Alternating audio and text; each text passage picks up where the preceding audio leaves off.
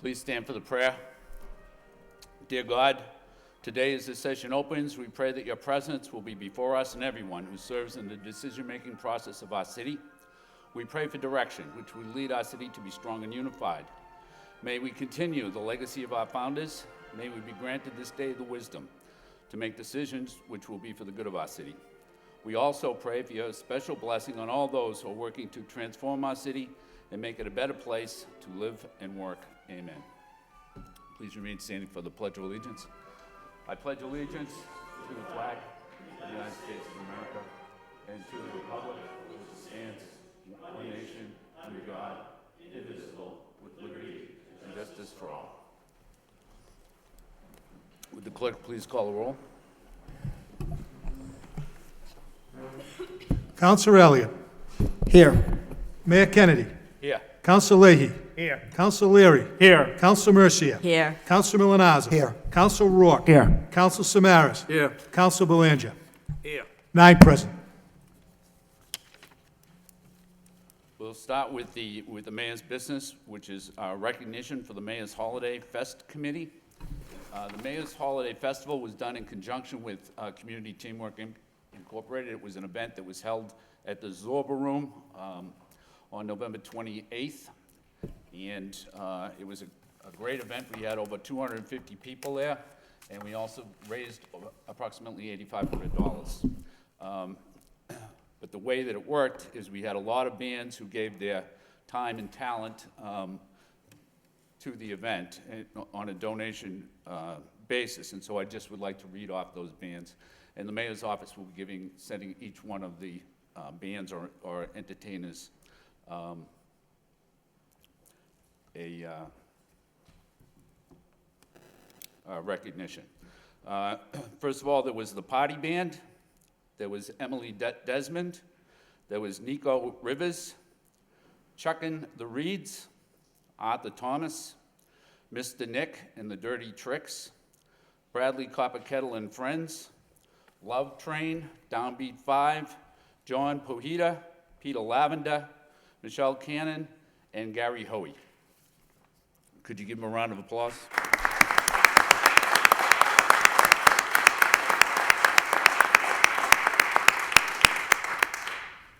And although it's called the Mayor's Holiday Fest, it really took place and came together through the work of a lot of people who served on a committee and met several times over many weeks. And the co-chairs for that committee were John Gear from the Belvedere Neighborhood Association and Frank Heslin.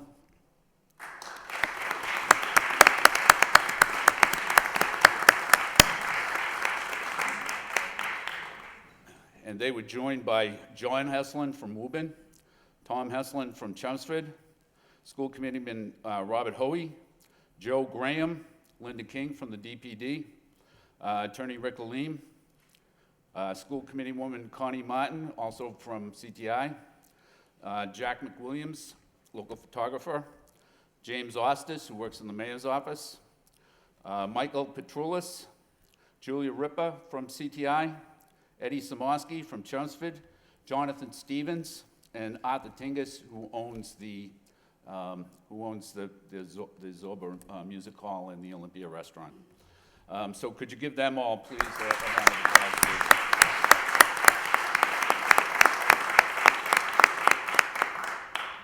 And if I could, I'd like to ask them to come into the rail just for a photo with the city council.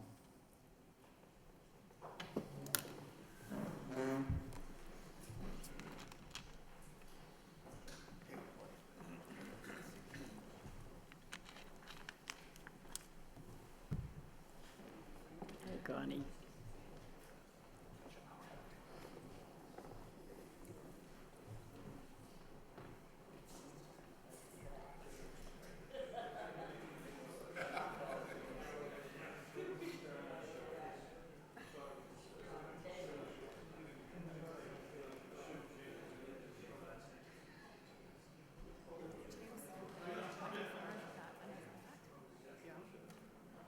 Ready? 1, 2, 3.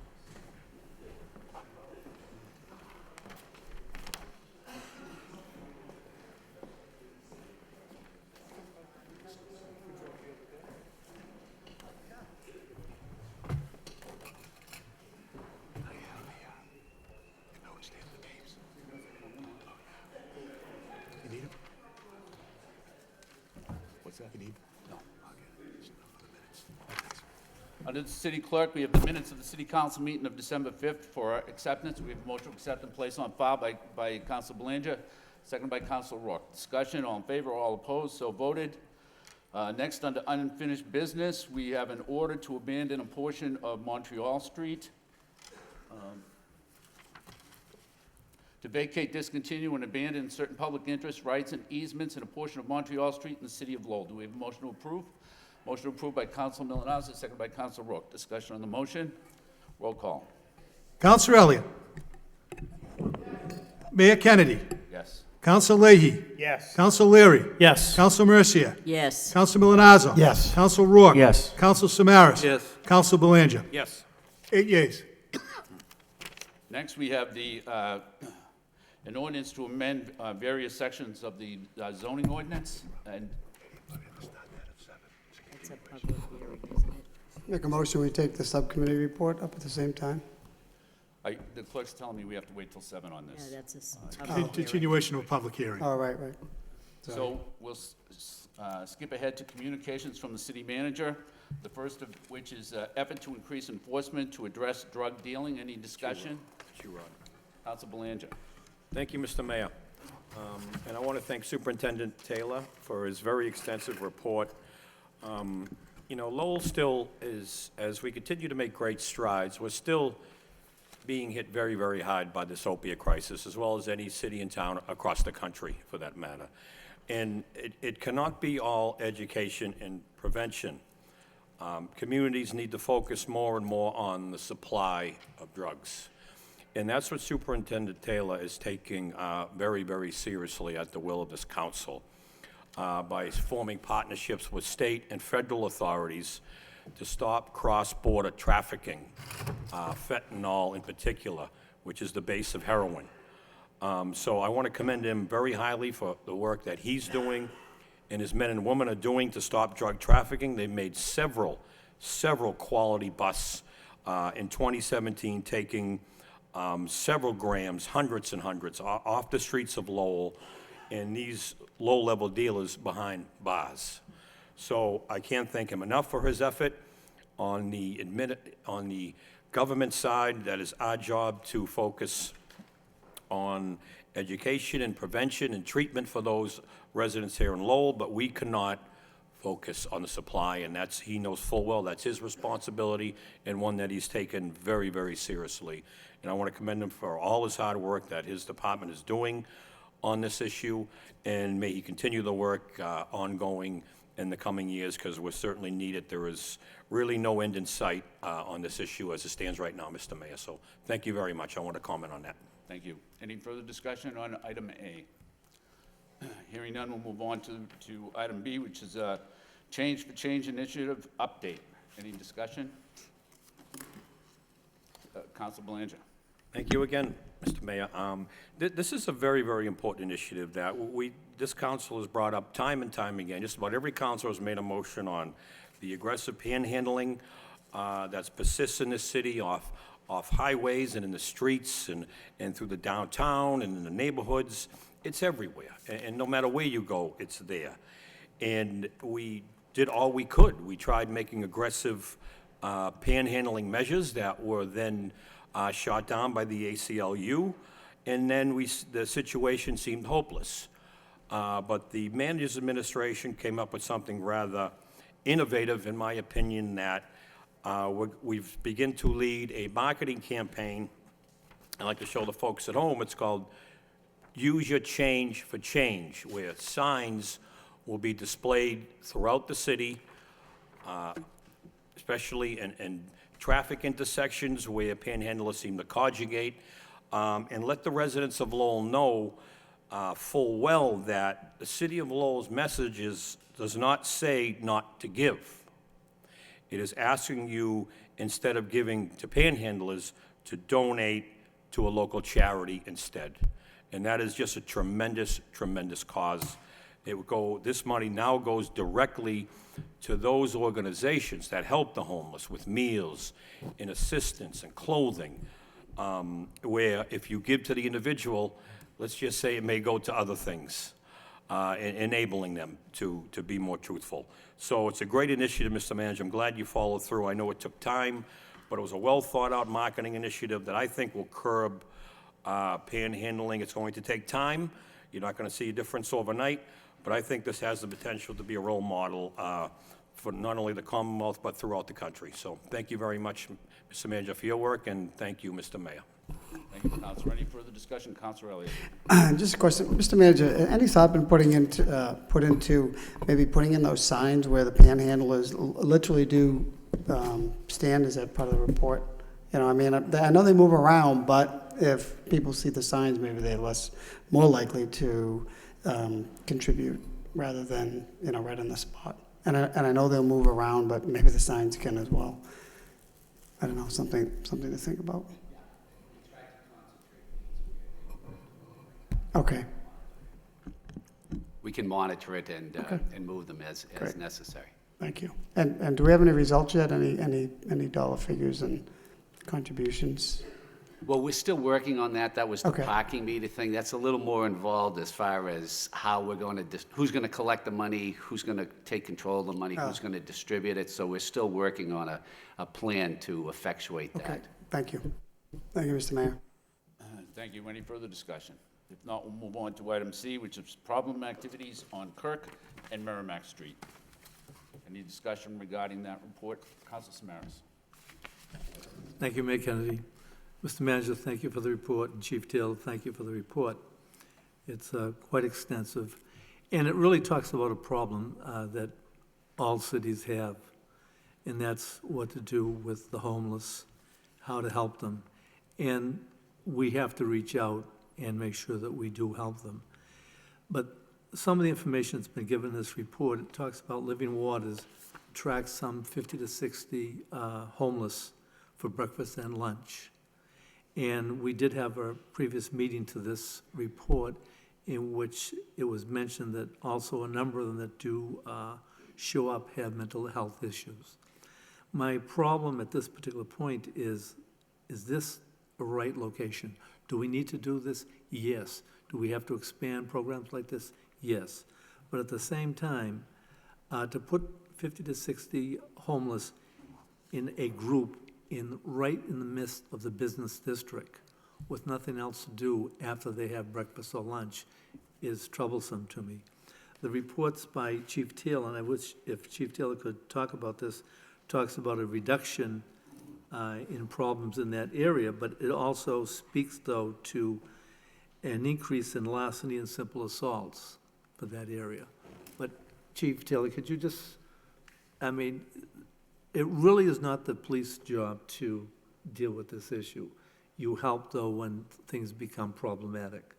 It's a city issue, and we're going to deal with this. But the thing is, how are you finding this area? And the issue of larceny or simple assaults, what does that mean? What are those?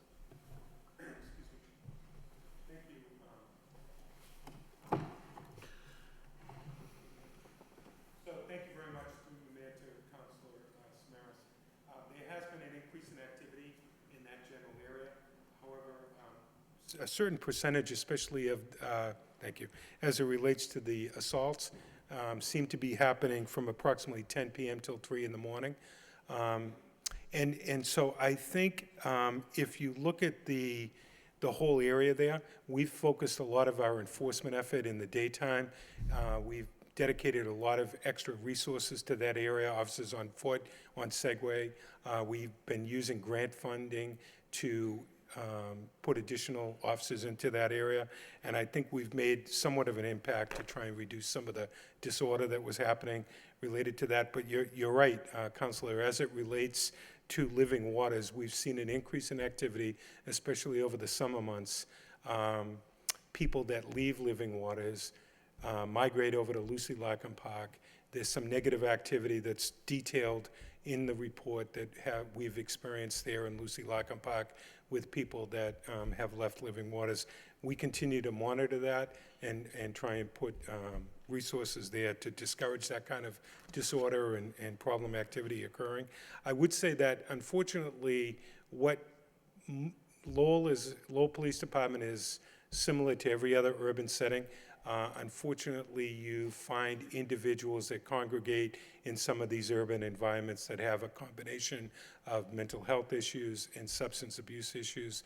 And because what we find in law enforcement is we tend to be the first responders now that are trying to, mitigate some of these difficulties and try and find creative solutions to help these individuals, and at the same time allow commerce to take place and church activities and school like that. So it's a very difficult issue. We find ourselves in the middle quite frequently in these issues. Part of that discussion that we had, and you were present and helped, they did talk about, well, they, perhaps if they had more social workers do you feel if the social workers were working with the police department, would that help? Or I mean, if you, to look for something to help you that's beyond police functions, Right.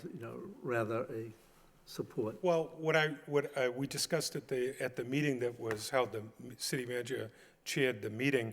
I think if we come together as a group, and so if we have the agency that's providing the service to these individuals, the police department, the businesses, and then also the community at large, if we all come together, we can share each other's concerns and try and find creative ways to try and handle some of these issues. I think that's the best way. Nobody can do it in a vacuum, and I think that suggestions can be made on both sides to improve the business practices of some of these organizations so that they understand that things that they may be doing have a negative impact on the community at large down there, and maybe they weren't either aware of that, or they can tweak and adjust it such that they can still provide the services, but also understand that, they're part of a larger community in that area, and they have to, we all have to work together to try and provide the services, but do it in a way that is friendly to their neighbors. I think, actually, that's a good term, that they are part of the larger community, and that's what I think people have to understand, Mr. Manager, that there is a larger community, and how do we create a harmonious situation?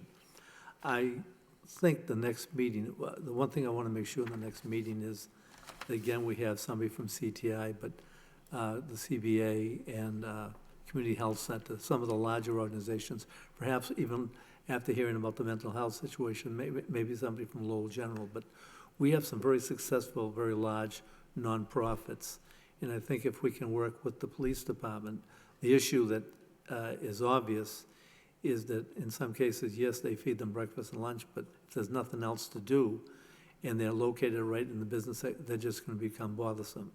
So the question is that an appropriate venue? Should we perhaps move it to an area where there's more help, more assistance can be given? It's all about making it work, and that's what I did here. I mean, there was no lack of willingness not to make it work when you brought some of the people together, some of the nonprofits together. But the question is, how do we do it? And I think this is something, Mr. Manager, I think that we have to pursue, and you gave it a very good beginning, if we just could continue that. Okay, thank you. Thank you. Councilman Milonazo? Thank you, Mr. Mayor. This is a good report, and I certainly appreciate the administration and Superintendent Taylor working on this. It's remarkable to me that 50 to 60 homeless people, breakfast and lunch every day. A few years back, I did have an occasion to meet with the pastor of Living Waters, and we explained to her at the time our concern about Living Waters being located at this location. And quite frankly, what we were saying to her fell on deaf ears. It's almost, I'm going to go so far as to say she really didn't care. She was able to get this location, and regardless of what happened before or after breakfast or lunch, was not her issue. It was an issue for others to deal with.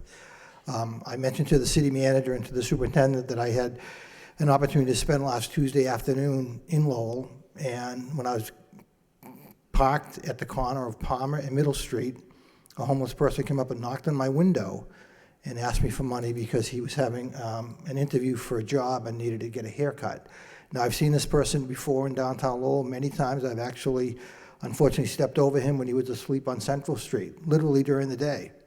So, again, with all due respect and you know, it continues to be a problem. I then had a meeting that afternoon in the Mill City Coffee Shop with a neighborhood leader, and a homeless person was walking by the door on the window and saw me sitting in there and came into the coffee shop. And again, what I'm going to say, I don't really want people to laugh because it's really it's really a sad situation. But this person came in and started yelling at me and accused me of having him arrested. And the person that I was meeting with actually said, you know, Councilman Milanazzo, I'll catch up with you. I looked around, every other person in the coffee shop walked out because this person was very agitated. I said, do you know who I am? I didn't put it that way that I was a city councilor. He said, I know who you are. You're Eddie Davis's father, and you had me arrested. I said, I'm not Eddie Davis's father. But again, this is the type of person, unfortunately, that does need service, is coming to Living Waters for lunch, and then going into an establishment that's trying to keep their business going, and there were 10 people in there, and because he was yelling at me, everybody left. And I ended up being in this coffee shop with him. I ended up taking him outside. We walked to the next block. We talked for a little bit, and you know, he went on his way. But again, that's the situation that our Lowell police are dealing with, the situation that businesses in that immediate area are dealing with. And for the pastor of Living Waters to say to me 4 or 5 years ago that this is it, you all have to deal with the social ramifications of this, is really too bad. So I'm hoping that as a result of Councilor Samaras' motion, that we will get a bigger group together to try to deal with this. I mean, years ago, we had Solomon Mental Health. We had other mental health institutions to work with needy people, homeless people, and I'm hoping that as a group, through CTI and others, we'll be able to provide them the needed services. But in the meantime, in my opinion, it's having a definite negative impact on the businesses in that area. I was actually, you know, again, my firsthand knowledge was that this person came in and cleared out a coffee shop within a matter of 3.5 minutes. Thank you. Thank you. Councilman Mercia. Thank you, Mr. Mayor. Some of my colleagues may remember some years ago when the then director of the Transitional Living Center came before the podium, and I believe it was in the summer, and he said that at the time that he had generated money so that instead of putting people out on the street, they had programs available, exercise programs, computer programs, nutrition programs, where people weren't left to just sleep and then eat, and you have to leave the facility. And I thought that was a good idea at the time. I thought it was still in existence, and I find that they ran out of money and the people, they don't have this anymore. And a couple of weeks ago when City Councilor Corey Belanger had his City Opioid Task Force meeting, which is always well attended by very many people that are key players in keeping an eye and programs available for the people that are homeless and the such. I said the very same words, and the Transitional Living Center director happened to be sitting right behind me.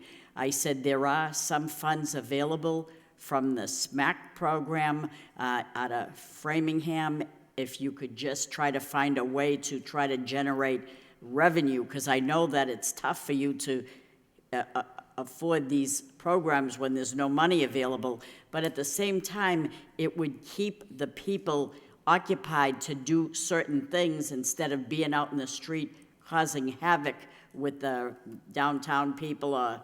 Idle hands is the devil's workshop, and I thought that this would be a solution to kind of help a majority of people to stay off the road, off the street.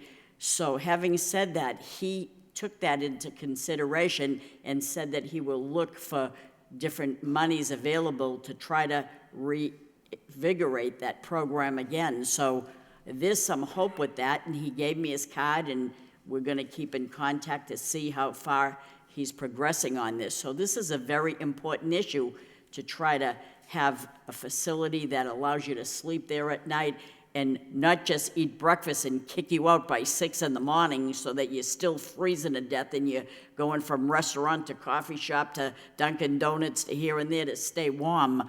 But yet you're allowed to stay and finish programs or learn exercise, how to eat properly, how to, maybe they could develop a skill and finally get a job and feel good about themselves so that they're not out in the street, but they're generating some money. So there's good things that could possibly happen, and we'll keep you posted on it. Thank you.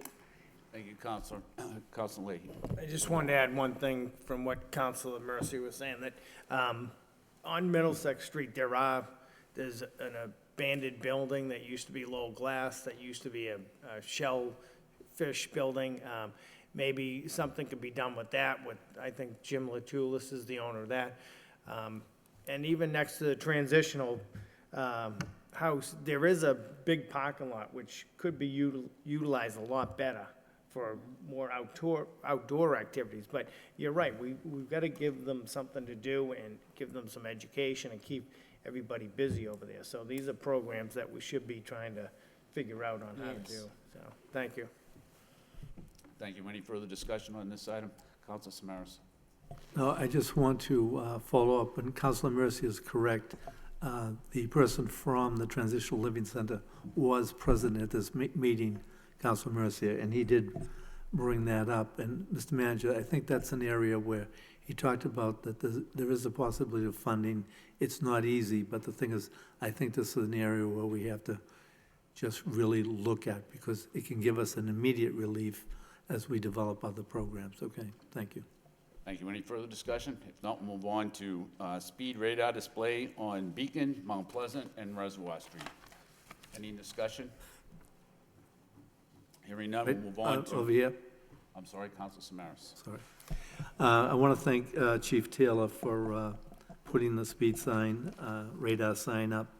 Mr. Taylor, Chief Taylor, the complaint, though, some of the neighbors had was that, in a sense, they found some people actually even speeding up to the sign. Then when they get to close to the sign, they would slow down. But is there the issue, this was created, I think many of them felt that this was created when Bridge Street was being redone. But there are still people now used to going, instead of going down a Bridge Street, but going up over Methuen Street and taking a shortcut, or it becomes a shortcut if you go fast enough. Is there a possibility during key work hours to maybe try having a cruiser there every Yes. so often, just to help modify that? We will continue, Counselor, to monitor that activity. and- Okay, thank you. and- It's important to and, them. Thank you. Any further discussion? If not, we'll move on to the Fletcher and Bauer Street no parking sign. Yes. Councilor Mercy. Thank you, Mr. Mayor. That is wonderful that everybody get on board, because number one in this city is safety for people. And when cars are parked right to that very corner of Bowers into Fletcher Street, and people have to almost be out into the line of traffic before they can see if there's a car coming up Fletcher Street, which is like in the area of that little incline, so that's the signage helped out for the people that go out there. So I'm very grateful, and so are they. They told me. Thank you so much. Thank you. Any further discussion regarding this item? If not, the chair would entertain a motion to accept the communications from the city manager regarding motion responses and place it on file by Council Milonazo, seconded by Council Samaras. Discussion on the motion. All in favor, all opposed, so voted. Now we'll return to 5.1 on the agenda, which is the public hearing, which was suspended from last week, and reopen the public hearing. Is there anybody who wishes to speak in favor?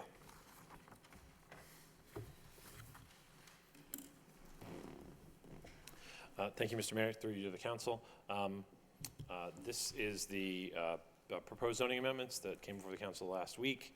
I do know that we met with the subcommittee, the zoning subcommittee earlier in the day, and they, I believe, have recommendations on the 3 items that were referred to the subcommittee from the planning board recommendations. And I would like to speak, as I spoke before, in favor of the subcommittee's recommendations, and furthermore, in favor of the zoning amendments as a whole. They are an attempt to promote economic development with the city and streamline the zoning approval process for various different types of development in an effort to help encourage the development within the city. So, thank you. Thank you. Is there anybody else who wishes to speak in favor? In favor? In favor? Hi, good evening, Deb Forgione, Pawtucketville Citizen Council. We met tonight with the zoning subcommittee, and there was the Belvedere Neighborhood Group, Centerville, and the Highlands, as well as Pawtucketville. And we were able to go over the three issues that were carried over from last week, and we wanted to thank the zoning subcommittee for taking out the first item. Appreciate that very much. It was an early Christmas present, so we appreciate that. I just wanted to acknowledge the hard work that we did it for a year. So I appreciate that, and we support the recommendation with that being taken out. Thank you. Thank you. Is there anybody else who wishes to speak in favor? In favor? In favor? Hearing none, we'll close the hearing on behalf of the proponents and open it up for those who wish to speak in opposition. Is there anybody who wishes to speak in opposition? In opposition, in opposition, in opposition? Hearing none, we'll close the hearing and open it up to the City Council. Council Milonazo. Thank you, Mr. Mayor. I'd like to move that we take the zoning subcommittee report up at this time. There's no objection from my colleagues. Thank you. The zoning subcommittee met at 5:30 this evening in attendance, along with myself, Councilor Belanger, and Councilor Rourke, along with Councilor Mercier, Councilor Elliott, and Councilor Leary. I want to thank Eric Slagle and Christine O'Connor and Manager Murphy for being there as well. And I also want to acknowledge all of the hard work that not only did the zoning subcommittee do over the last year working on these proposed amendments, but the neighborhood groups, as Deb Forgione just mentioned, and they were all here this evening. So this was a very busy year for the zoning subcommittee, and I think based upon the many meetings that we had and the recommendations from the planning board and from the administration with the support from the neighborhood groups, my report indicates that the zoning subcommittee did go over the three items that were referred to us by the planning board this evening. We did, by vote of the subcommittee, will recommend to the full council that we remove item that has to deal with the micro businesses from the amendments this evening before the board in the form of a public hearing, and deal with that issue at a later date. Again, that's a recommendation from the zoning subcommittee to the full council. And then the other two items that were referred to the zoning subcommittee, one had to do with how we measure the distance of a parking area from a nonprofit educational facility as it relates, again, to parking. And we are just being consistent with the current zoning code, and it's really 1,500 feet by way of how the crow flies. And again, Councilor Mercier and Councilor Elliott had some very good comments as it related to this discussion. But in the end, the zoning subcommittee is recommending the language put forth by the administration. And then the second item had to do with the residential real estate taxes that would be paid by nonprofits, and the change as a result of the planning board. We added language that really states, in fact, that an annual payment in the amount of what would otherwise be equivalent to the real estate taxes on the property be paid. So that amendment was approved by the zoning subcommittee as being recommended to the full council this evening. So with that being said, the zoning subcommittee is recommending all of the other proposed changes. And if you recall, we actually called out 2 or 3 over the year. Then those were already approved, but the rest of those before you this evening, we're recommending that the proposed changes be approved and adopted by the city council as a result of all of the input, the public hearing, and the recommendations of the planning board. But most importantly, we're going to take out the micro-business language at this time in order to deal with it at a later date. That's my report. Thank you. There's no motion before the city council right now. Does anybody want to make a motion? I'll move that we approve the proposed amendments with the items noted in the zoning subcommittee report. Okay. So we have a motion to approve the zoning amendments, second by Council Rourke. Discussion. Council Leahy. I couldn't make the meeting. I had a meeting at Lowell High School on something else, but I had concerns about that 1,500 foot distance. So that is in the It's actually, and again, Mr. Slagle can explain it better than I, but it's actually in the zoning code now, but what we're doing now is just trying to measure it, as Eric mentions, as the crow flies, actually by linear feet away from where the parking would be. And again, it only deals with nonprofit educational institutions. All right, I still had some questions on that. Is there any way to pull that out for later discussion and vote on everything else? To the chairman. Yes, you could ask for Can an make a amendment to motion. the motion that pulls that out and Okay. sends it back to the zoning subcommittee. But I would remind you, that's what we did last week. No, I know, I didn't think we had satisfied the questions on that. Okay.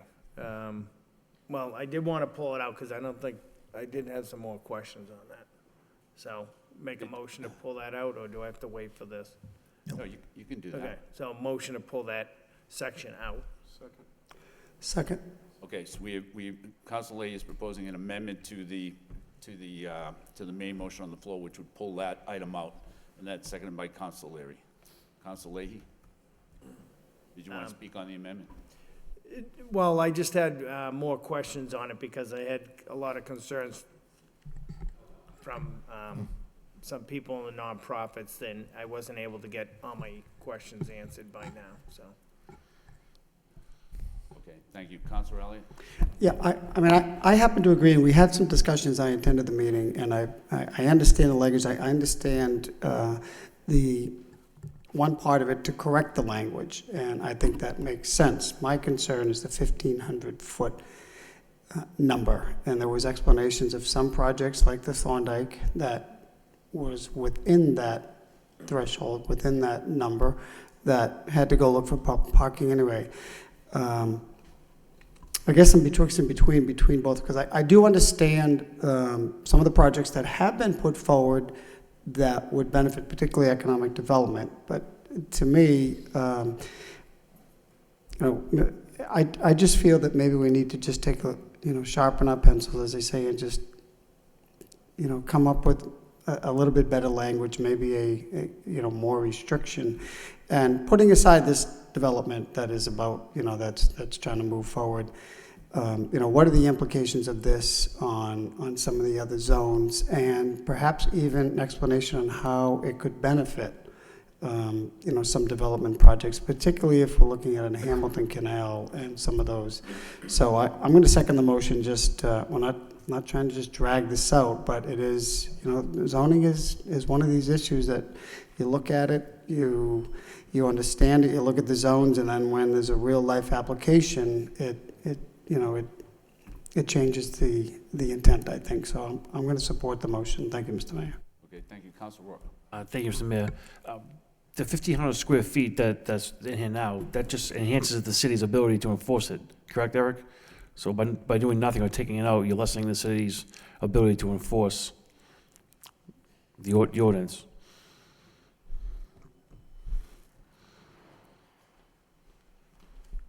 And again, it's only for one specific reason, right? A nonprofit educational facility. Yes, So, just to and cl- the just to person clar- that's here to answer your questions is standing there now, right? So why, Just to clarify very quickly, this section only applies to parking facilities for nonprofit educational institutions, not for private dorms. It's just for dorms for nonprofit educational institutions. The 1,500 is already in the zoning, and this just merely changes it from measuring it along a traveled way to measuring it as the crow flies, which makes it more enforceable and easier to measure for the staff. That's all this section does.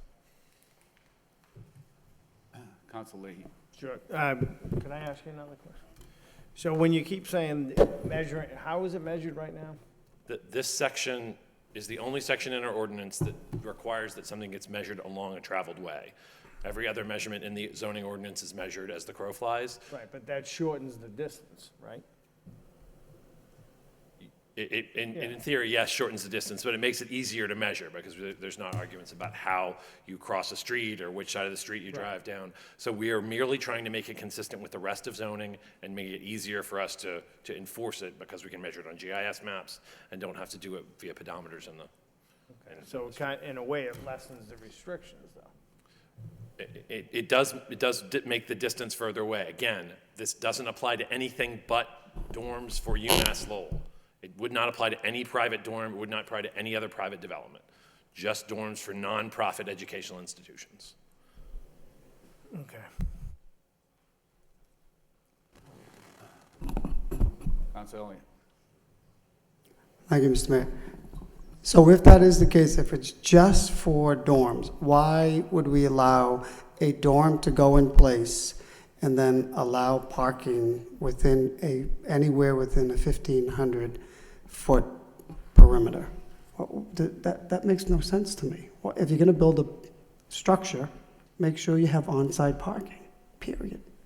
Am I missing something here? Yeah, again, the existing zoning ordinance. Yes, Mrs. Slagle, I understand that. We spoke of that during the subcommittee. Why is there even any language that would permit parking of such a structure within a neighborhood that's not on site? That is my question. I understand what's in there. I understand the language is going to be clarified and to help it be more enforceable.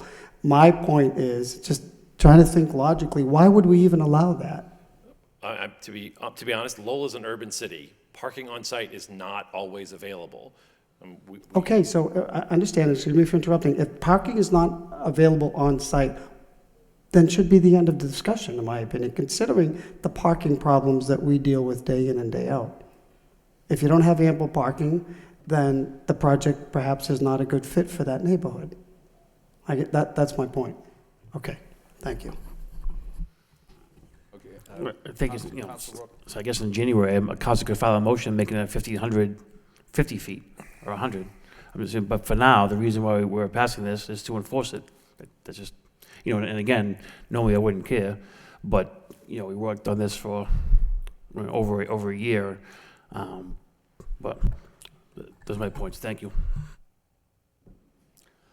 Any further discussion?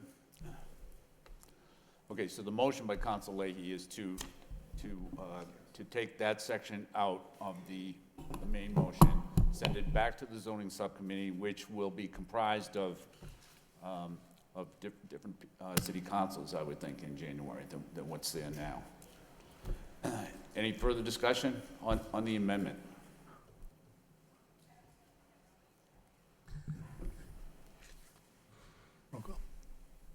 Yes. Could I just ask one question? So the reason for this really is because there's an assumption that the people that would live in the dorms wouldn't have cars, and so that there's no parking requirement, it shouldn't be needed? Is that it? There's a dual reason. Number one, technically, historically, students that live in dorms drive less cars than your regular average residential development. But also, because UMass Lowell has several fairly large parking facilities, they have a garage, they have several large parking spaces, parking lots available throughout the campus. And if they were going to build a dorm, there was an understanding that people who lived in that dorm would be eligible to park in their parking facilities. And so this was the distance that was chosen at the time the council passed this ordinance. Back in, I believe it was 2004, that's the appropriate distance for for how far those parking facilities could be away from a UMass Lowell dorm. Council Mercia. Let's think about this for one moment. Everybody in this room lives at that dorm at ABC Street, and we can park up to 1,500 linear feet away in a parking lot, let's say. But we have to walk back to our dorm through a neighborhood, but there's a spot available in front of this block. I'm not gonna go to that parking lot. I'm gonna go right there where Mrs. Smith always parks her car, but it's available, so that's where I'm gonna go. Human nature is such that if you can get away with parking right there or go another 1,500 feet down the road, you're gonna go in your next available spot, and that's what's gonna happen in neighborhoods. And I'm afraid for the people that live in these neighborhoods, that dormitory student is not gonna park 15 as the crow flies down the street, is gonna park right in front of Mrs. Smith's parking spot, because she doesn't have a driveway in there, but she parks down in front of her block. That's what's gonna happen, and that's what I'm telling you as the crow flies, my opinion. Is there any further discussion on the amendment? Not roll call on the amendment. Counselor Elliott. Yes. Mayor Kennedy. Yes. Counselor Leahy. Yes. Counselor Leary. Yes. Counselor Mercia. Yes, Counselor Milonazo. No. Counselor Rourke. No. Counselor Samaras. Yes. Counselor Belanger. No. 6 yeas. Now on the main motion as amended. Any further discussion on the main motion as amended? Roll call. Counselor Elliott. Clarification, Mr. Mayor, so one of the requirements, I mean, the micro business and the craft, that's already been taken out, it's not included as part of these amendments, correct? That's correct. So we don't need an amendment for that, okay, yes. Mayor Kennedy. Yes. Counselor Leahy. Yes. Counselor Leary. Yes. Counselor Mercia. yes, Counselor Milonazo. Yes. Counselor Rourke. Yes. Counselor Samaras. Yes. Counselor Belanger. Yes. 9 yeas.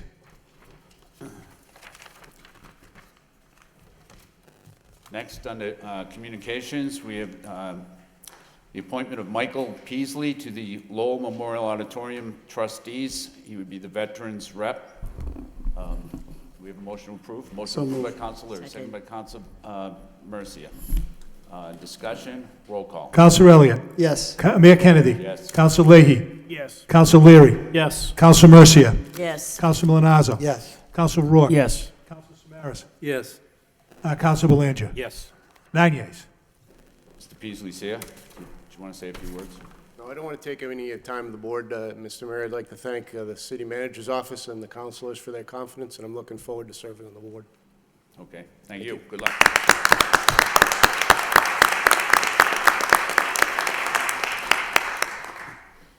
Next, we have a communication from the city manager requesting out-of-state travel for one member of the Lowell Police Department. Do we have a motion to approve? By Councilor Samaras, second by Councilor Leary. Discussion, roll call. Counselor Elliott. Yes. Mayor Kennedy. Yes. Counselor Leahy. Yes. Counselor Leary. Yes. Counselor Mercia. yes, Counselor Milonazo.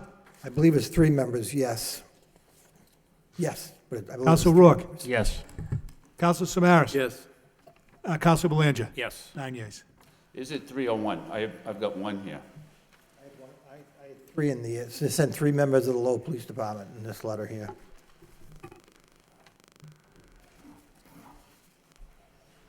Three.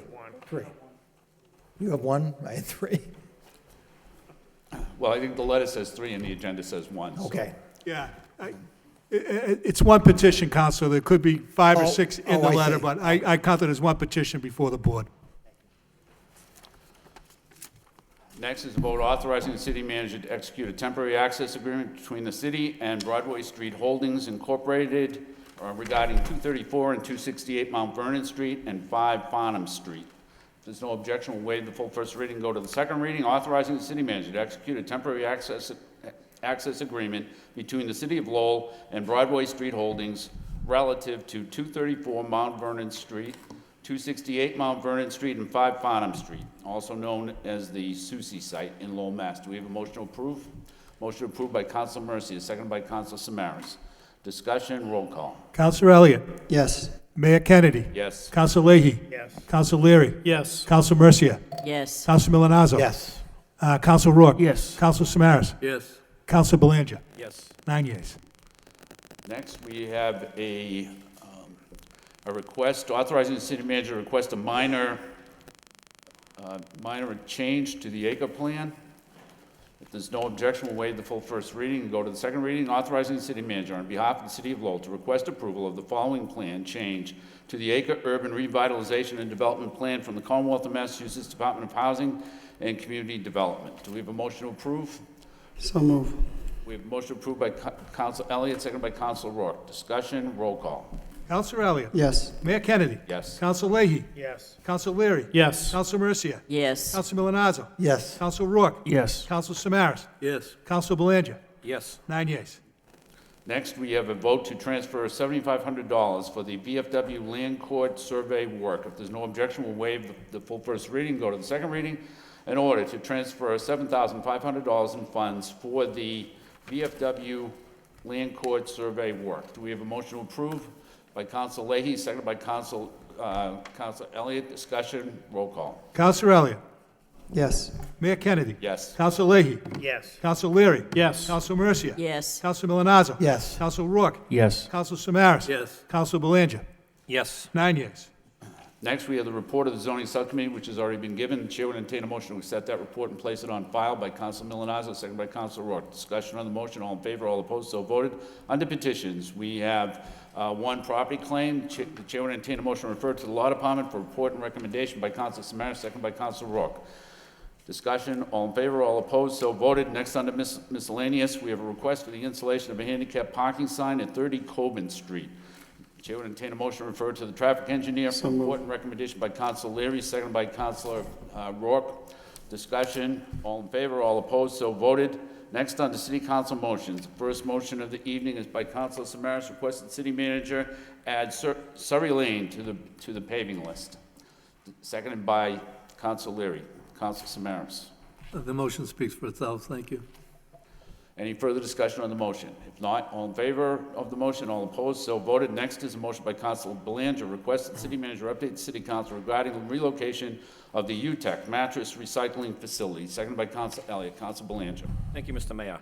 I just want to button up a few things that I was working on towards the end of my term that are still near and dear to me, that I'd like the administration to follow through on, and that being this UTEC mattress recycling facility, which is now located in Lawrence, and it was proposed to go on Broadway Street where the S&R project is going to take place, and it's a superior project. So that is all well and good, but nonetheless, I'd like through you, Mr. Mayor, to the manager, Mr. Manager, I'd like you to keep working on your administration, working with UTEC to finding a facility here within the city's limits. I think it's just a tremendous thing for UTEC, and it's helping our most at-risk city youth with employment and training, and keeps them off the street into the labor force. And the other flip side is that it's a good service to our residents to have a mattress recycling facility within the city's limits.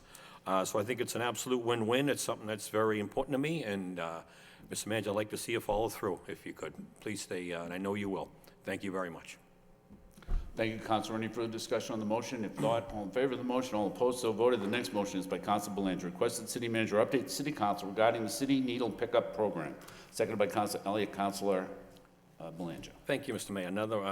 Another issue that obviously is very important to me with the opiate crisis is that we employ our own city employees to pick up needles when found within the city's limits. And I know the manager is in negotiations with the union, and I'm sure they'll be ongoing, and a compromise will be had. But I think it's very important, as Mr. Manager, you took it upon your administration to train all city employees what to do when a needle is found around City Hall, and as well as anywhere they may go within the city's limits. And I think that's a very proactive approach you took, and I commend you.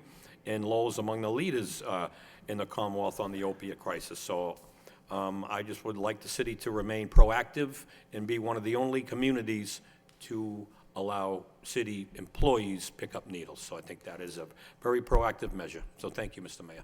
Thank you, Councilor. Any further discussion on the motion? If not, all in favor of the motion, all opposed, so voted. Chair would ask the Vice Chairman take the chair.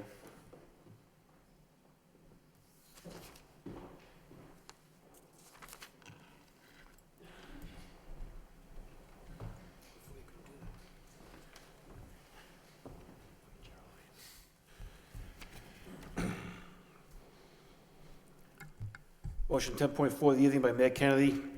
Request city manager work with superintendent of schools to develop a school facility maintenance master plan and designate funds to support it. Second by Councilor Milonazo. Mayor Kennedy. Thank you, Mr. Chairman. Before I start on the way, as I was walking to your seat, it occurred to me that this is the last motion for the city council, and it's my motion, so good for me. Anyways, this motion is on as a, this motion is put on at the request of the school committee. And I think it's something that we've talked about for some time, for several months. There is a disconnect between the city and the school department's maintenance departments, and what's suffering as a result of that disconnect are the school buildings. And so what the school committee is asking is that the superintendent work with the city manager, and it's something that I know several city councils and several school committeemen have asked for quite some time, to come up with a maintenance master plan. A lot of it probably would be preventative maintenance that we could take. For instance, it seems to me that it probably would be a good idea for us to go into every school, maybe at the end of August and in September, and make sure that each of the heating systems work, so that we're not dealing with it on the first cold day of the autumn, and finding out that there are several schools that don't have adequate heat. So anyways, that's what this motion's about. The school committee passed the exact same motion at their last meeting, and after they passed the motion, they asked that I bring this motion forward to the city council. I think it's something that really needs to be done, and that we have to come up with something that's gonna work for the school department going forward. We've got a lot of buildings there, and I talked to you a little earlier today about the bubblers at the Robinson School, and and so but it goes from bubblers to cracked panes of glass, all the way up to heating systems, and heating systems that have been taken apart in order to repair other heating systems, and leaky roofs and so forth and so on. So it runs the gambit, but I think it's something that the city and the school department should get a grip on, and try to come up with a plan that makes sense for everybody and that's going to work, so that we're not just reacting on an emergency basis all of the time. Thank you. Councilor Larry? Just my last time speaking on this motion, and I've been speaking on it for 12 years, you do have a master plan. It exists. It existed for a long time. You've had multiple master plans. Basically, it comes down to funding your master plan. That's the key at the end of the day. I would strongly suggest before you fund your master plan that you align your management, your mid-management, appropriately. Now, I made a suggestion, and right now the administration's currently looking at it in terms of how you do that. I don't know the complete answer to that, but what I do know is if you break apart what you have for skill sets versus the technology, for example, or the boilers, you're gonna find that you probably need to pay people more money than you're currently paying them. Now, that's just my opinion. You'll go through the analysis and you'll actually find the data to make those decisions, but there's been a master plan in place for quite some time. It comes down to how do you implement the funds to do it. And that's a big project. And this doesn't start with this administration. This has gone on long before I was ever on the school committee. This has gone on for a long time because it does cost money to maintain this important equipment. It really does. It's not easy. It also, but before I would end with this, and I've said it many times, and I don't know how to say it any differently, make sure you're aligned appropriately with your staff and your skill sets before you actually spend the money that you're going to have to spend. You own a lot of buildings, not just schools. There's buildings across this building here. You have to put money into that to maintain them. It hurts to do that, but you're landlords. But before you do it, just make sure you're aligned properly to do it and spend the taxpayers' money wisely. I think the motion's a good motion, but you've had plans in the past, we just don't follow them. We don't follow them because it's hard to do. It's hard to do because it costs money. Thank you. Councilman Mazza? Thank you. Through you, Mr. Vice Chair, to the city manager. Is this the work that the Collins Center is going to be doing for the city, for the school department? They're going to be working on the master plan. They won't be working on the master plan. They'll be working on aligning the management correctly to implement the master plan. But it'll be the superintendent and myself and our maintenance staff that will develop the master plan that has to be done.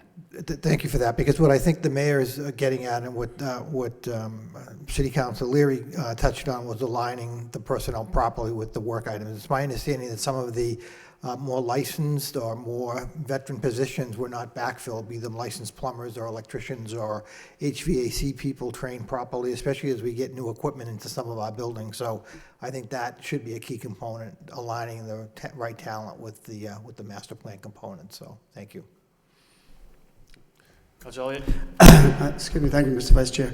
So many organizations, from a budgeting perspective, a capital budgeting perspective, put a line item in called deferred maintenance, and part of that does also include personnel costs. Is that something that either the school department or your administration has looked at? Because let's face it, there's a lot of neglect. Over time, things have been neglected, and that will also prioritize that deferred maintenance.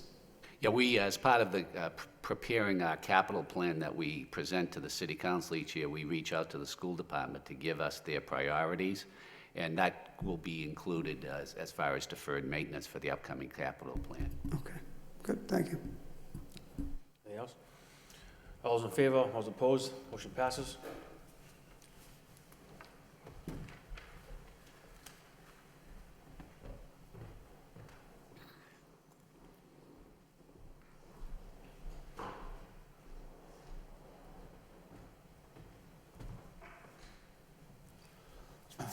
Any announcements? Council Mercia. Thank you, Mr. Mayor.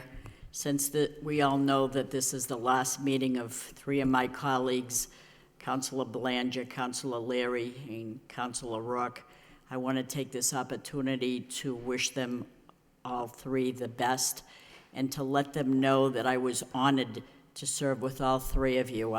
My heart is broken to know that you'll be gone in January.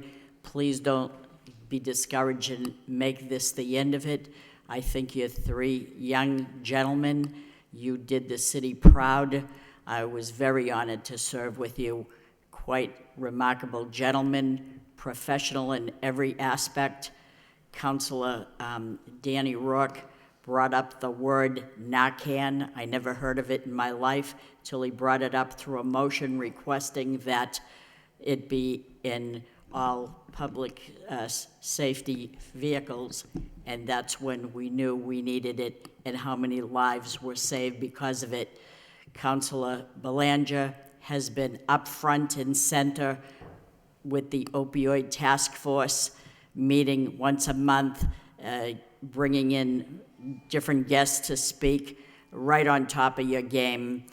Councilor Leary, no matter what the issue was, you always said it so eloquently, explained it in simple terms, common sense. My common sense city councilor, I'm going to miss the three of you. You have been a credit to the city, professional, outstanding young men. Please don't be discouraged and make this your last, because the city has lost three remarkable young men. And it breaks my heart to say this, but I will miss all three of you. Thank you very much for serving the city and for being a good friend to me. Thank you so much. Thank you, Councilor Belanger.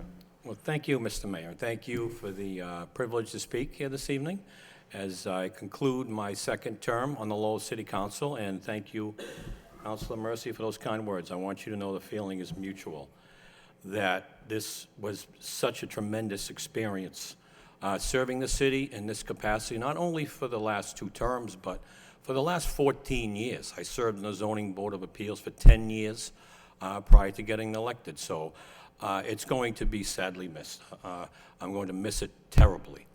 But it's been a wonderful experience. I made so many good friends, so many good people. I want to thank all those supporters who were with me for 2 elections. I want to thank those who voted for me for your confidence. I want to thank all my colleagues, both past and present, and that includes Councilor Bill Martin, who's not here tonight. It was such an honor. And it was just a very team-oriented council. And many of those who have been in politics in the city a long time complimented this council as one of the best, perhaps, of all time. And I take that as a compliment, because we did. We were a team where politics is very often about individual achievement. This council was about team and moving this city forward. But it's all good. I feel great. I'm going to remain positive, because I know I was able to, both individually and as a team, accomplish what I set out to do when I campaigned in 2013. I leave behind a safer city. I campaigned very heavily on public safety. And statistics show that we've made tremendous strides in public safety the last 4 years. I leave behind a more vibrant city. I've been a very proponent of special events throughout the city. We have a record high number of events that now take place nearly almost on every weekend basis, not only in the downtown, but in the neighborhood corridors. I leave behind a more economically vibrant city, where, as a former businessman near the Hamilton Canal District, when it was basically a wasteland and rubble, where things are taking place, and we've signed on 5 or 6 new businesses ready to break ground in the next 18 to 24 months. So I feel I'm very satisfied for what I have achieved on this council, and that was being part of a team. But going forward, I've accepted every generation or so a one-issue election comes about, and that's what it was on November 7th. And those councilors that are outgoing, we all made a decision, and we stood by it, and we're not on the winning side. But it's all good. I feel that Cawley Stadium was the best decision for the city of Lowell. While I'm not changing my mind, I still feel that was a vision that we could have a brand-new high school at Cawley Stadium surrounded by a sports complex, and as well as develop that current site into something economically vibrant for the downtown. That's not a bad vision for the city. It was not what the electorate chose, but I still feel it was the right decision. Although I'm not changing my mind, I still feel it was the right decision. I have accepted the will of the voters. On November 7th, they spoke very loudly. They want the high school to remain downtown. I've acknowledged that the very day after the election. So with that being said, I intend on staying involved not only on the high school issue, but the opioid crisis, those issues that are near and dear to me. I'm still going to stay very involved in this community. I love this city too much to disappear. I'm not going anywhere. So I plan on staying involved in making this high school that's going to stay in the downtown the very best it can be, by mitigating the disruption and the construction, trying to lessen the tax burden on the residents as humanly possible, because it's staying downtown, and that is final. And I have accepted that, and we have to live or die by it, choices we make, and that's politics, that's democracy. And again, I'm not going anywhere. I want to thank everybody for their support, and my colleagues. I had such a tremendous experience on this council, and there's a strong possibility I will be trying to make a comeback in 2 years from now. But in the time being, I wish all the council the very best, the councilors-elect the very best. I am behind you all the way in your endeavor, and may we continue to move this city forward, Mr. Mayor. So good luck to everybody involved. I'll never forget it. So thank you very much, Mr. Mayor, and all my colleagues, and to those that supported me in my 4 years on the city council. Thank you very much. Thank you very much, Councilor Belanger. Councilor Elliott? I will also like to say a few words that it clearly has been a pleasure to serve with each and every one of you. And I have the utmost respect for your dedication to public service, both in this council, but also throughout the community as well. It's truly second to none. The city of Lowell in each and every neighborhood is better because of your efforts, your motions. You all have clearly left your individual mark on this city. Councilor Mercier mentioned them very well. I feel passion, integrity, sincerity describe each and every one of you in your approach to serving the city. You've taken on difficult issues, and you vote your conscience in the best interest of the people of the city, and that's what voters expect. And I don't feel this is a farewell speech by any stretch, but words of recognition and appreciation as a resident and as a colleague for all your effort. I know none of you, you're not going anywhere. You're also entrenched in so many other activities and events and boards in the city. I wish you the very best. I look forward to seeing and working with each and every one of you on so many other issues that will come before this council and throughout the community. And I sincerely and humbly thank you for your effort on behalf of the city. Thank you, Councilor Elliott. Councilor Leahy. Thank you. I just want to wish you all the best. It was a pleasure to serve with you, especially my long-term friend Jim Leary, who I had the honor of working with him on school committee. I think all three of you were very sincere, and I think as a group we did a lot of good work. And each one of you were very dedicated to the issues that you picked up, and very dedicated to the city and to this group. So I wish you the best, and we're going to miss you. Thank you.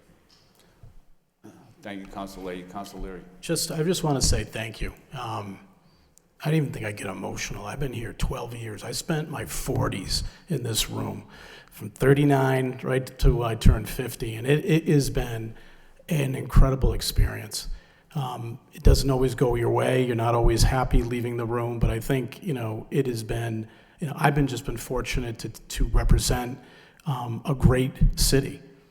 When I first came here, the city was on a rebound from, desperation. I mean, you would go downtown in the 80s and the 90s, and this place was a joke.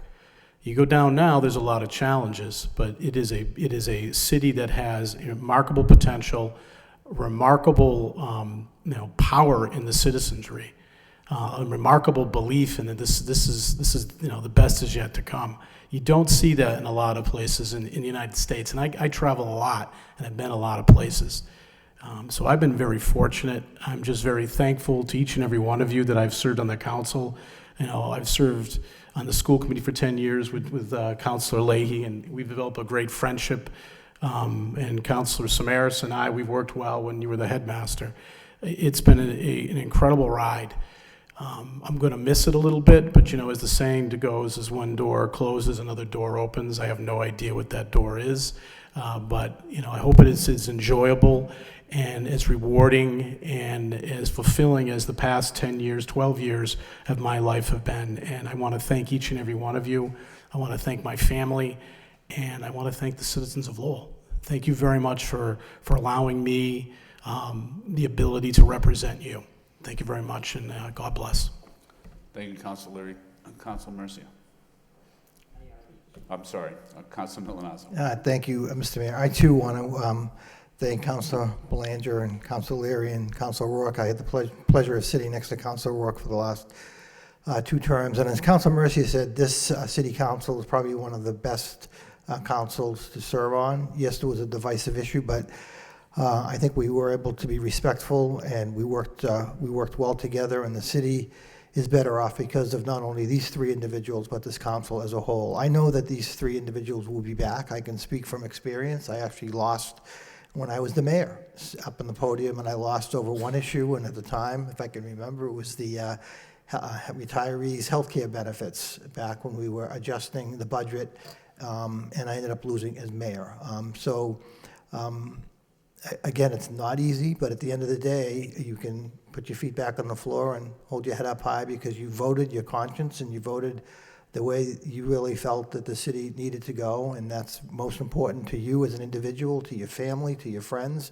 So I expect all 3 of you to be back in the future. I hope you'll be back in the future. You, as some of my colleagues said, you are very hardworking. I had the pleasure of serving with Councilor Rourke and Belanger in the zoning subcommittee, and the zoning subcommittee worked very hard this past year. And we had our feet in the ground and working hard with the neighborhood groups, and it was partly because of Councilor Rourke and Councilor Belanger, and obviously Councilor Leary and the issues that he brought up working with other councilors.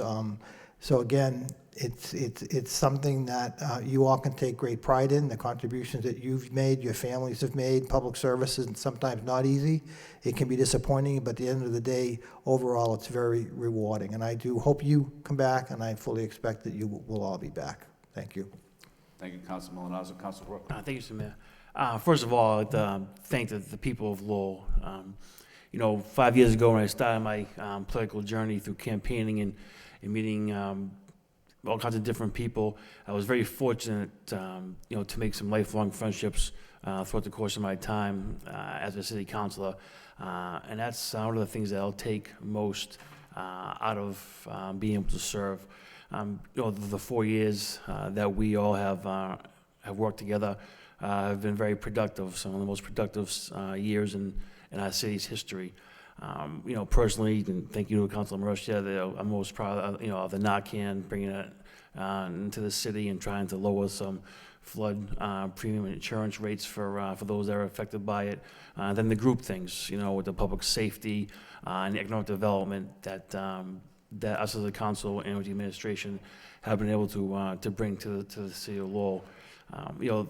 There are some people, and I know they know who they are, that I've leaned on tremendously over the course of time from the first day that I announced my candidacy for the city of Lowell, and I always cherish that, and I'll always be very, very thankful for that. Mr. Manager, we came in together, to this chamber, and I think that, we have worked extremely well together. I think you and your administration has done the city very, very well.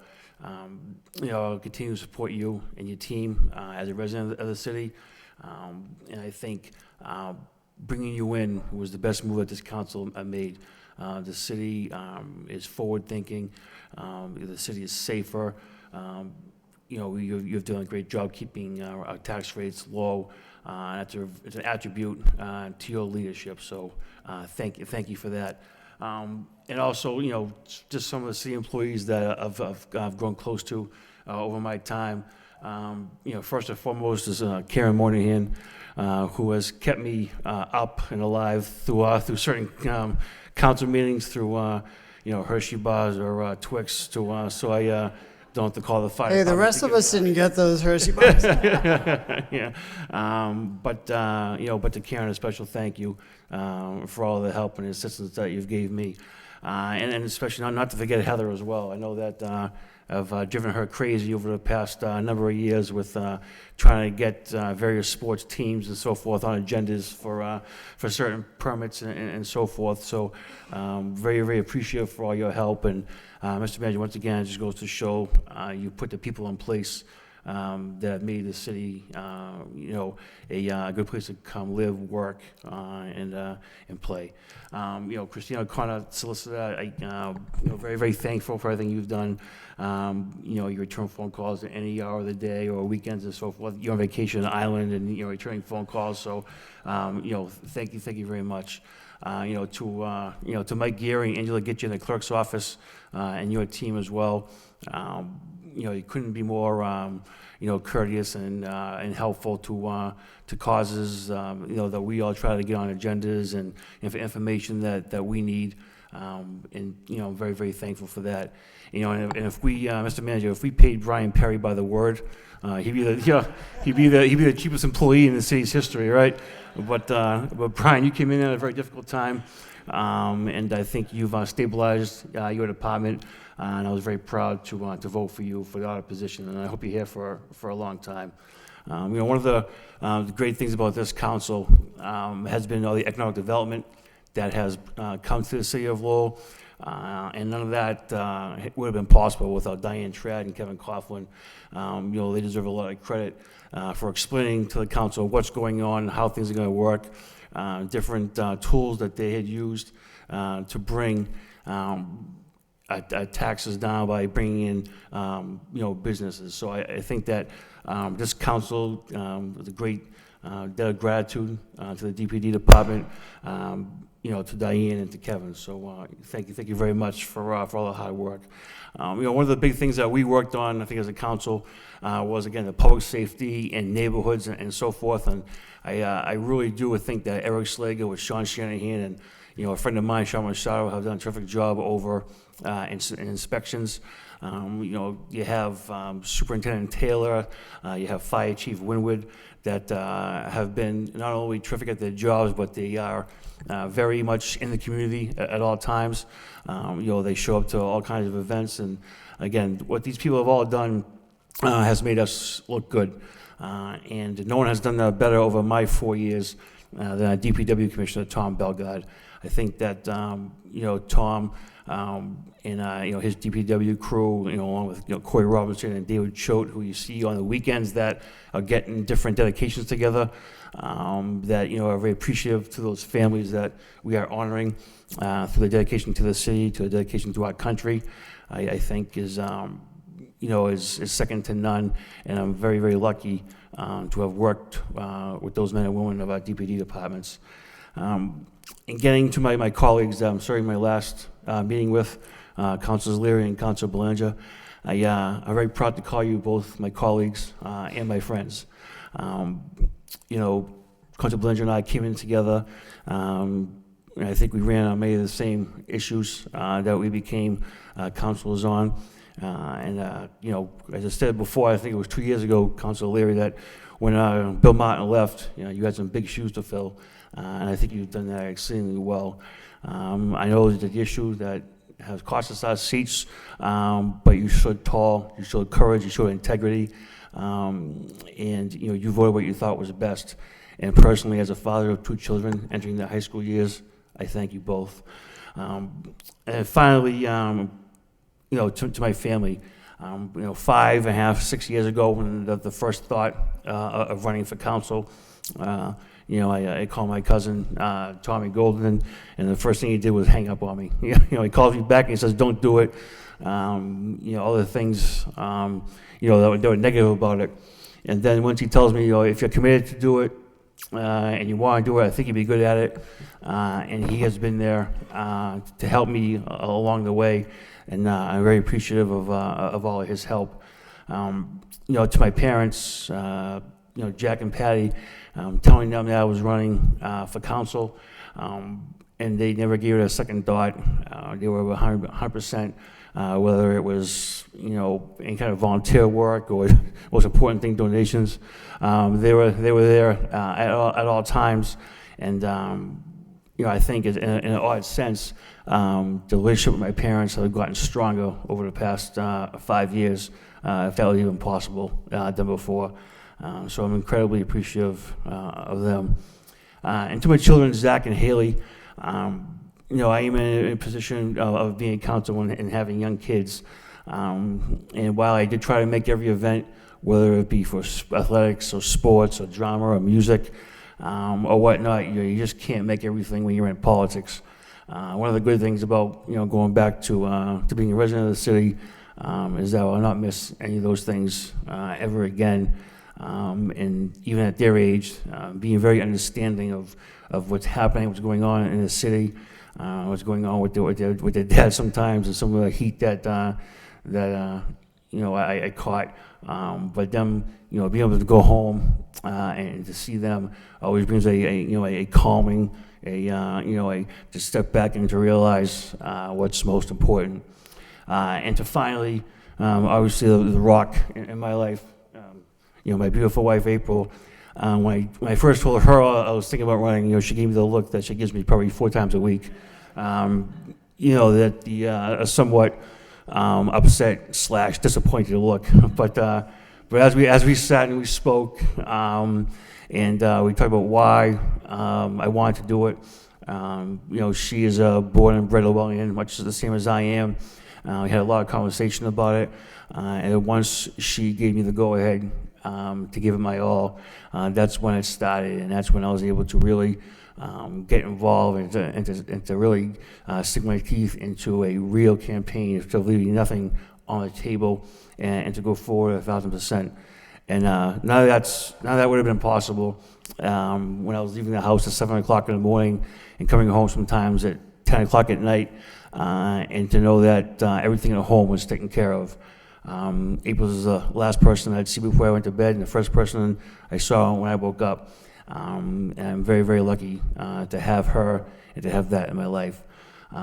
So, babe, I love you very much. And to the incoming council, best of luck. I will always root for the city of Lowell. I hope things can go back on some sort of track. And Mr. Mayor, thank you very much, and Mr. Manager, thank you as well. Thank you, Councilor Rourke. Councilor Samaras? Thank you, Mayor Kennedy. Really, all has been said, but I truly want to thank all 3, Councilor Rourke, Councilor Leary, and Councilor Belanger, for their years of service to the city of Lowell, which has been very important. Remember Jim Campanini, the editor of the Lowell Sun, who we sometimes always don't disagree with, but we agreed with him on the fact that when he stated, especially in the previous election, that a lot of the good that was happening in Lowell was because 9 people were working together. We learned how to work together with each other. In the past few months, there was a bump in the road in the sense of we had an issue that elicited strong feelings on both sides. But everybody stated their feelings and fought for their feelings. That's what politics is all about. That's what makes politics exciting. That's what makes politics work. I think sometimes when people say, I think I'm going to run for office, they should realize that it's not a simple process just to say, I want to run for office. Each one, I mean, when the time to campaign, we meet each other on the street, in the many neighborhoods, going from house to house to ask for a vote, ask for support, ask for ways of making the city work well.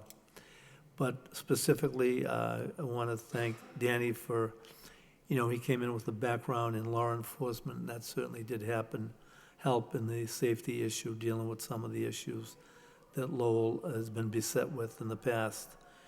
And we also did share some candy. He never shared candy from Karen, but he did take mine. So that's part of the thing.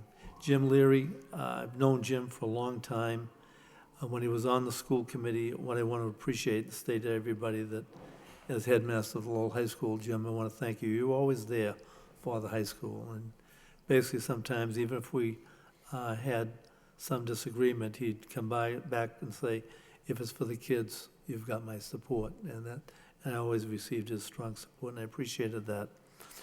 And when I look at Corey and I, when we first came on board together, didn't always agree with each other, but the thing is we learned to respect each other and work with each other. I have to say I enjoyed going into the many businesses over the different times that we were running for office to talk to business people, as to whether it's in the downtown or whether it was up in Couple Square or was over in Centerville. What are your problems? What are your issues?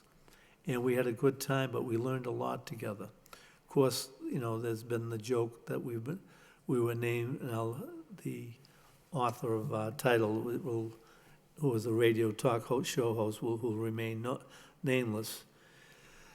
When Mr. Panis gave us the name, The Odd Couple, and I did say to many people, well, why'd you allow Ted Panis to call you The Odd Couple? I said, well, when I spoke to Mr. Panis, he gave me a choice. He was going to call us the old guy and the young guy, or the odd couple. So I chose the odd couple. But the thing is, Corey, I enjoyed working with you. I think we met a lot of people, and I think we got a lot of good ideas as to what was going on. But this is for everybody. Jimmy, Danny, you'll be missed. There will be new people coming in to take, there will always be new people that come in and take our place, who are as exciting and as knowledgeable as we are.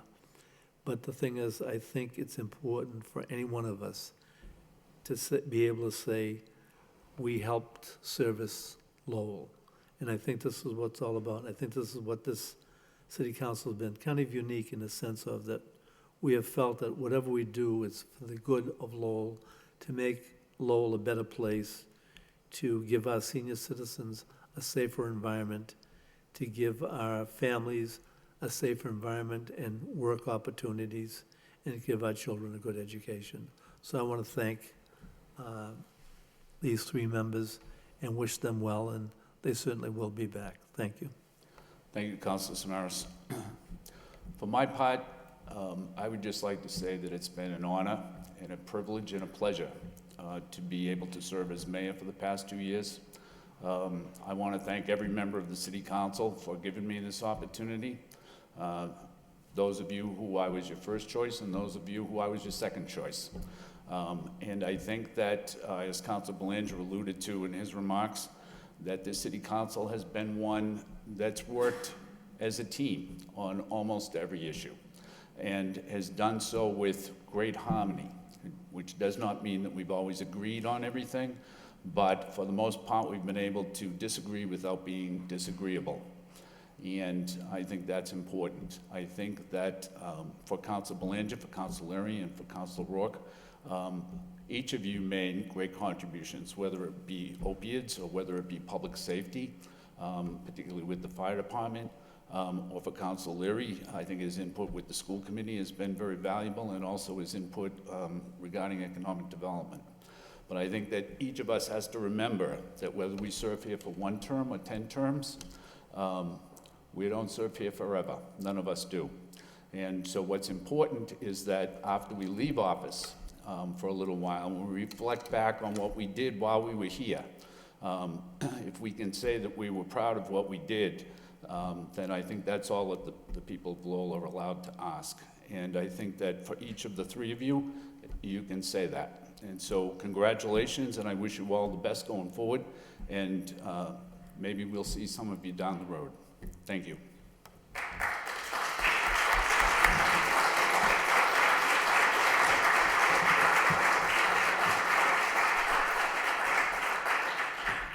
It is. We have a motion adjourned by Council Rourke, seconded by Council Milonazo. Discussion, all in favor, all opposed, stand adjourned.